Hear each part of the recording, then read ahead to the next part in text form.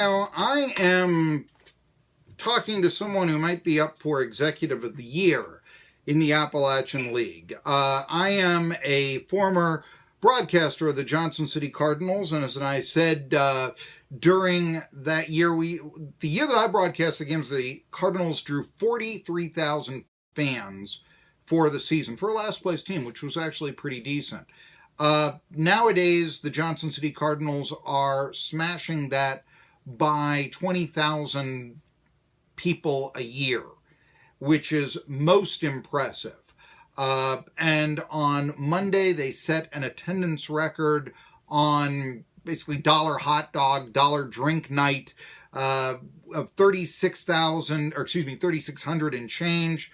The following night, fireworks night, 3,900 and change. Well, Zach Clark is the general manager of the Johnson City Cardinals, and I got to ask you, is a Major League Baseball team going to take you away next year? Because whenever I turn on a big league game, I see a lot of empty seats and an attendance figure that I laugh at.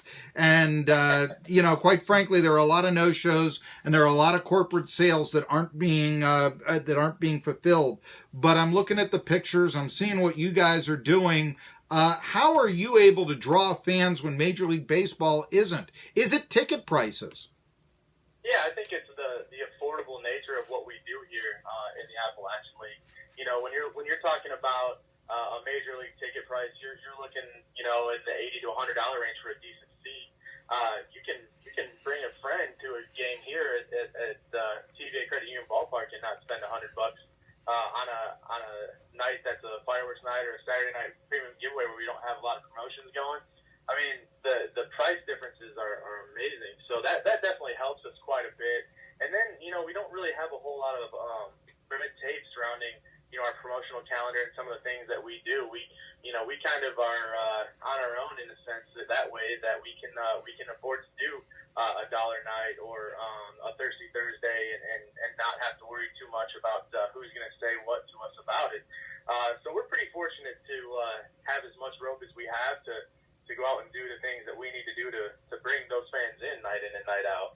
Well, let me ask you about that dollar night, because Zach Clark, I'm an old Pittsburgh Pirates fan, and they used to have at Three River Stadium something called a Buck Night, and once every month on a Wednesday night, you could come in and they would talk about the affordability. You get dollar seats and general admission, reduced concessions, dollar hot dogs too.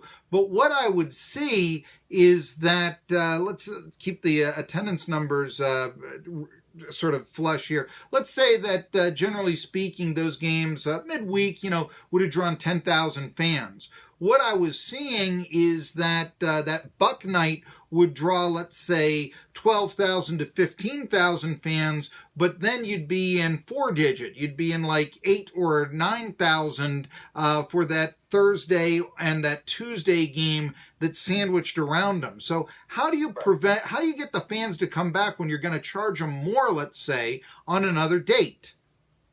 Yeah, I think what happens there is our Dollar Mondays really give us a chance to put our money where our mouth is.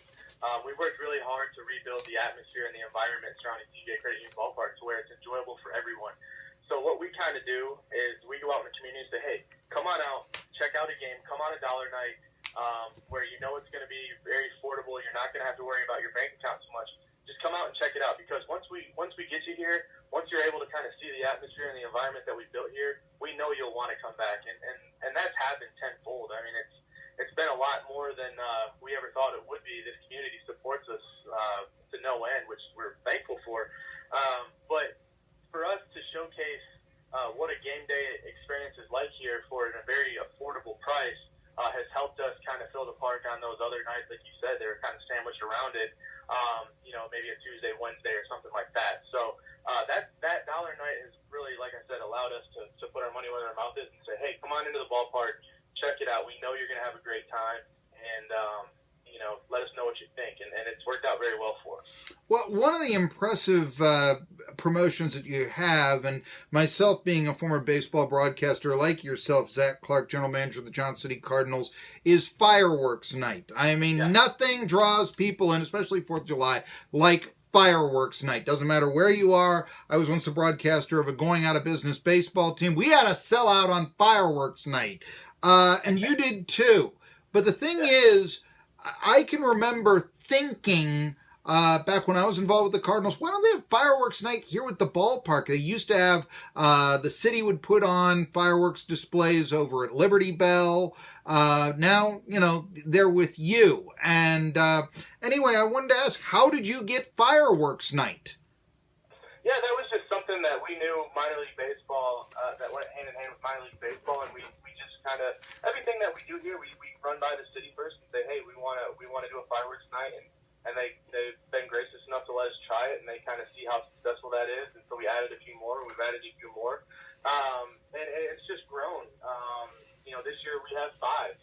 That's way more than we've ever had in the past, but, our fans in this community, like you say, they just love fireworks, so we want to bring that to them as much as we can.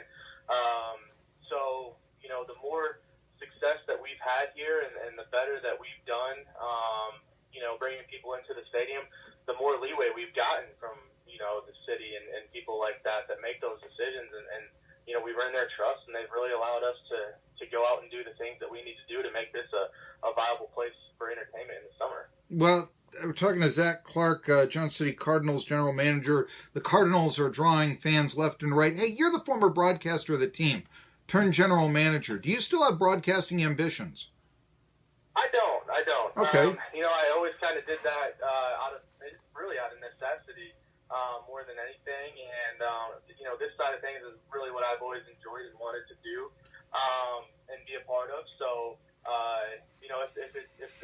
if the opportunity ever came up and that was what I was called to do and needed to do, I would jump in and be happy to. But I really love the situation I'm in right now and kind of being able to be in the community, working with our fans, working with people around the city and everybody that is a part of TV at Carnegie Ballpark and making it the place that people want to be in the summer. I've enjoyed that. I kind of feel comfortable and settled into this role, and I'm excited to keep moving forward in that lane. Well, you're controlling the franchise instead of just reporting about it. I do get that. By the way, what kind of a draw is Nolan Gorman, who hit his 6th home run last night and leads the Appalachian League, first-round pick of the Cardinals? I know a lot of times they say minor league baseball, it is about the event, not necessarily the star, but is Nolan Gorman packing them in?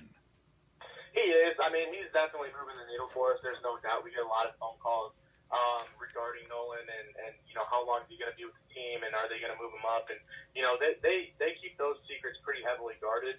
And so we don't really ever have a great answer for that. But the volume of phone calls and emails that we get on a daily basis regarding Nolan shows us that he's actually really moving the needle well for us, probably better than any individual player I've seen since I've been here. I know it hasn't been long.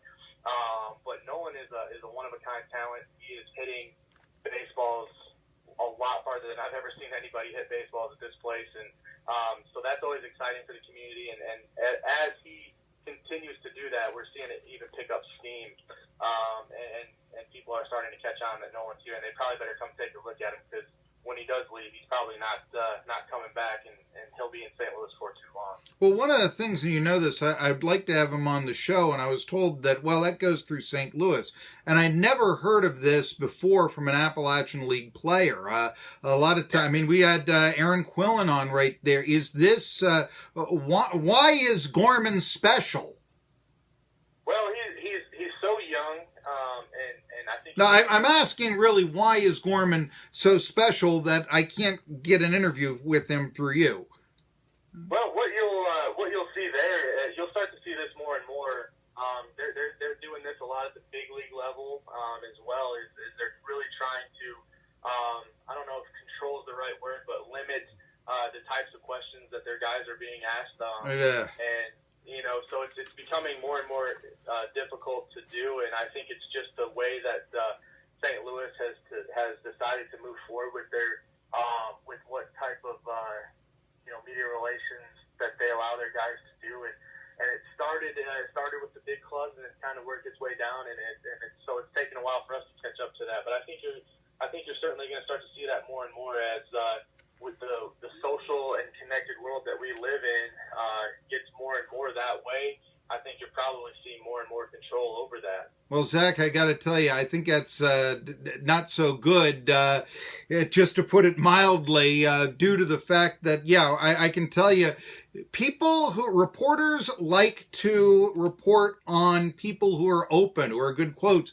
who'll give them access and say something. When you're trying to filter this, you lack a lot of humanity right there, and it hurts the ball player as well from a marketing standpoint. But I do want to thank you for joining me here today on Tri-Cities Sports Now. Colin Cowherd is next. I'll see you Monday at noon. Jerry Bonkowski on that show.